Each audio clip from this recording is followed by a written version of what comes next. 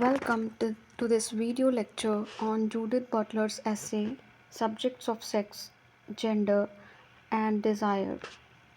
Judith Butler is a philosopher, gender theorist, and cultural critic. She is known for her work on queer theory.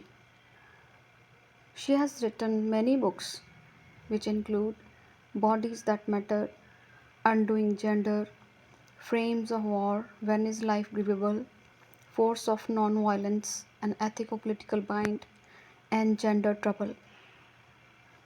The last work was written in 1990. It challenged conventional notions of gender, sex, and desire.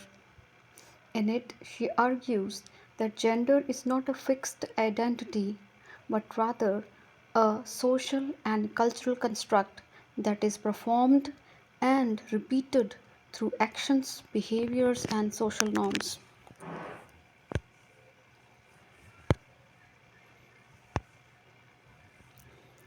Basically, Butler questions our thinking of binary of sexes, compulsory order of gender, and gender as fixed identity. She contends that gender is a performance. We repeat the behavior patterns and roles assigned to us by the society. We think only according to the social norms, but actually, gender is a complex whose totality is impossible to achieve and is never fully realized.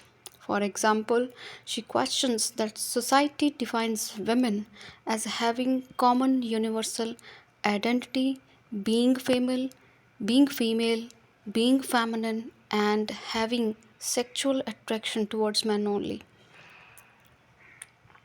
She problematizes these categories and labels with which we identify ourselves by asking certain questions, such as why do we label ourselves as masculine or as feminine on the basis of sex, gender, and sexuality? From where do we from where do these labels come? And how do these labels create prejudices?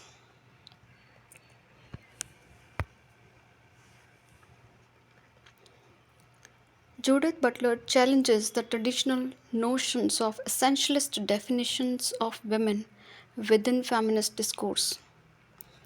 She refuses to see women as a stable and unified category. By calling women a stable category means refusing to see the diverse experiences and identities of individuals who identify as women. It would also mean refusing to appreciate the intersection of diverse factors such as race, class, sexuality, religion, and ethnicity. According to her, such approaches exclude or marginalize individuals whose experiences fall outside of this fixed category of women.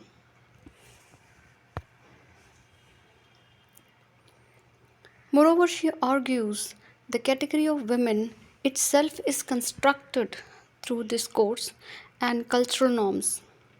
She uses Foucault's genealogical method of tracing historical understanding of women as a category and subject of feminism.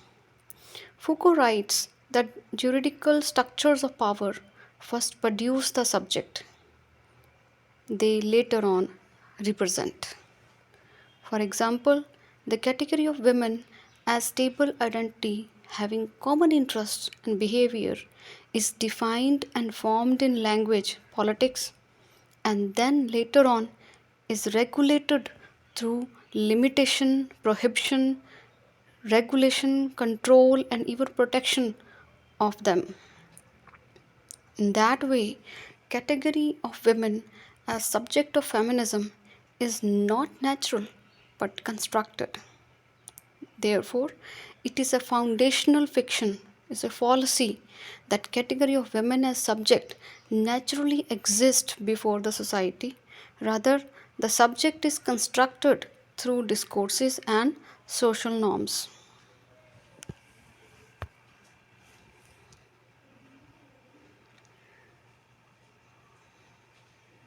Interestingly, whereas Butler says that the word women does not denote a common identity, she also says women as plural is also a troublesome term.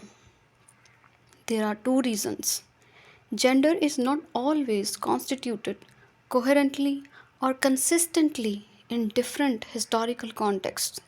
Secondly, gender intersects with racial, class, ethnicity, sexual, and religious identities. Therefore, it is not possible to separate out gender from the political and cultural intersections in which it is produced.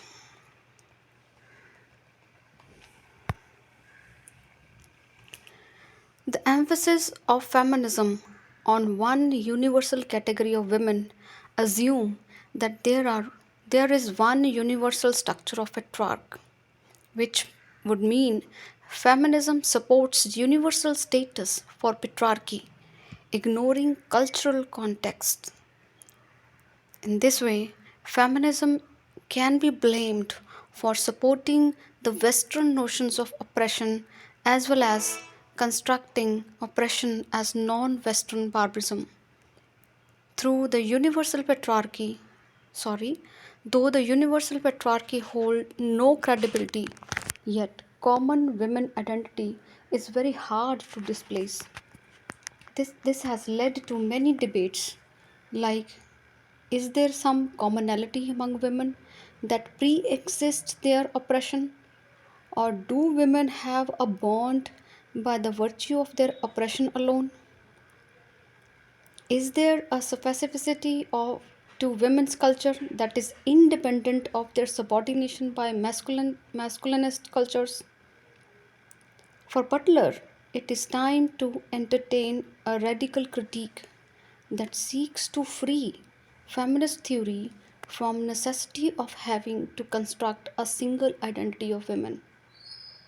Butler's task is to conduct a feminist genealogy to investigate the various ways these categories have been constructed. This investigation will expose the nature of these concepts as historical constructions.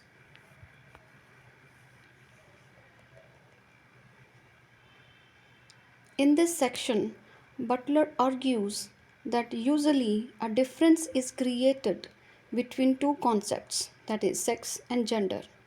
Sex is considered fixed, natural, biological, and gender is considered social construct as individuals are trained to behave in a feminine or masculine way. It is compelled upon individuals from a young age and are enforced through social institutions, language, and cultural norms. But the question is, if gender is social construct and sex is fixed, is considered natural, given, or biological, then it should not be based on the sex. A gender cannot follow from a sex in any way. That means gender itself becomes a free floating artifice, with the consequence that man can become feminine and woman can become masculine. Anyone can choose any gender. Moreover, what is sex anyway?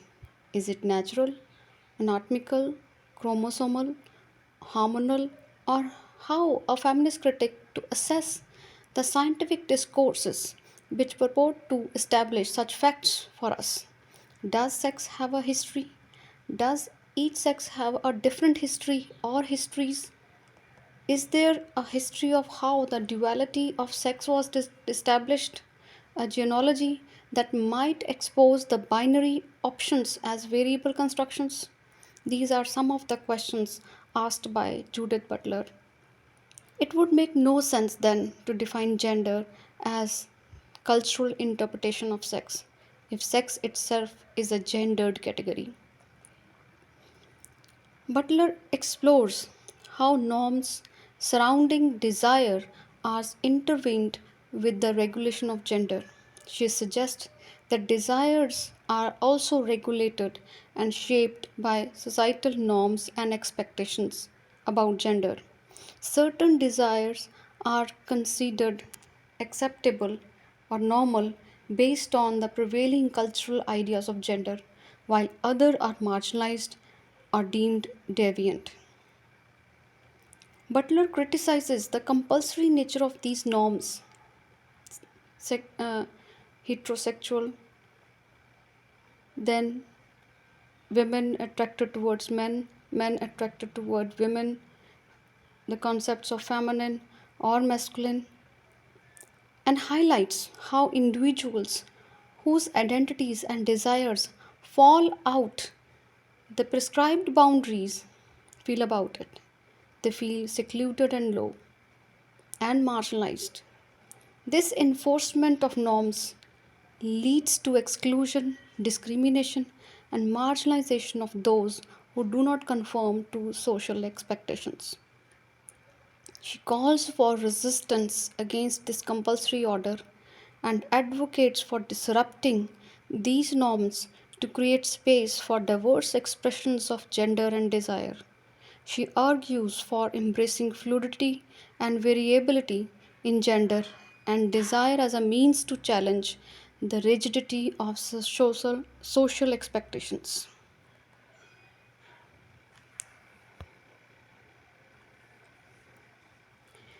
In the section Gender, the Circular Ruins of Contemporary Debate, Butler refers and engages with the works of Simone de Beauvoir and Louise Irigaray for several reasons.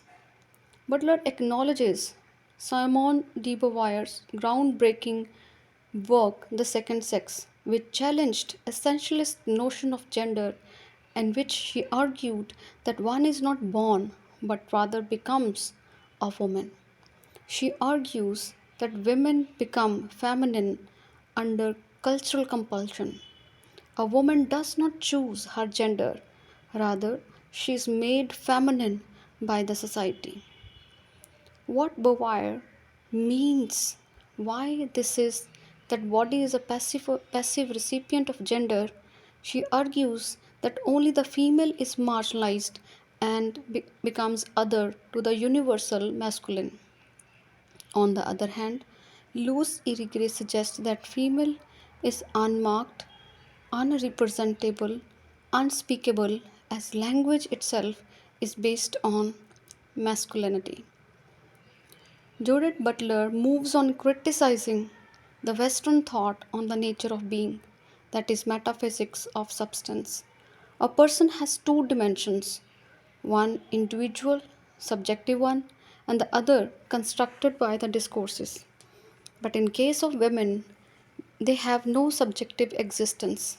They are only constructed by the philogocentric discourses, and that is the reason the question of women cannot be settled because and men act as judge and party in the case.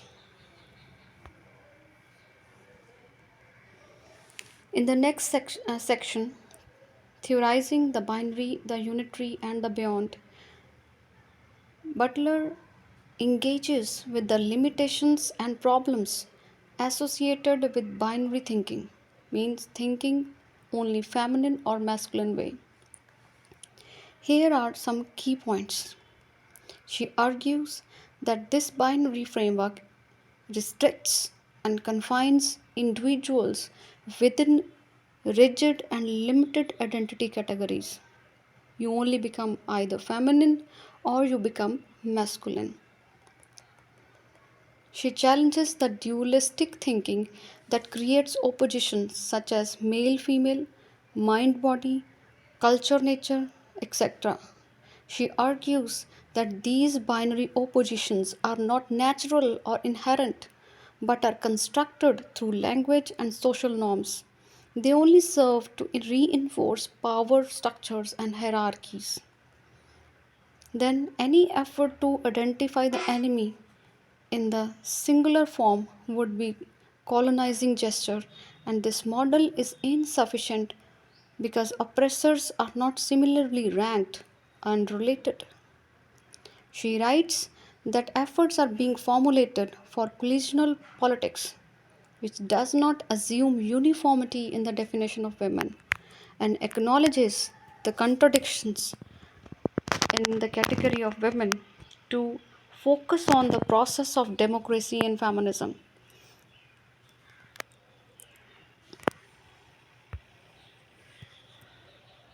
In this section, Identity, Sex, and Metaphysics of Substance, she highlights the intricate relationship between language, power, and gender. She frequently mentions Monique Wittig, a feminist theorist, to argue that language creates the illusion of the category of sex, a genital based sexuality where women are identified by their reproductive function.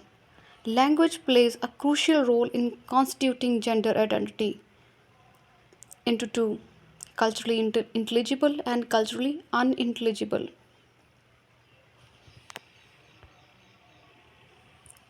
Culturally intelligible, those individuals who conform to social norms on the binary of genders: female, feminine, having sexual desire for man, and vice versa. The compulsory heterosexuality of the culture requires this gender binary in order to be intelligible. Culturally unintelligible are those individuals who do not conform to social norms on the binary of gender. They are called queer. Butler says it is due to the consequences of mistaking language for reality. Performity is produced and enacted through various linguistics and cultural practices. It is deeply intertwined with power dynamics, and therefore, certain performances of gender are privileged and enforced while others are marginalized and prohibited. She advocates for subverting and destabilizing these binary and unitary constructs of gender and identity. She encourages individuals to resist conformity to fixed categories, feminine and masculinity, and instead embrace the polarity of identities and expressions that exist beyond binary constraints.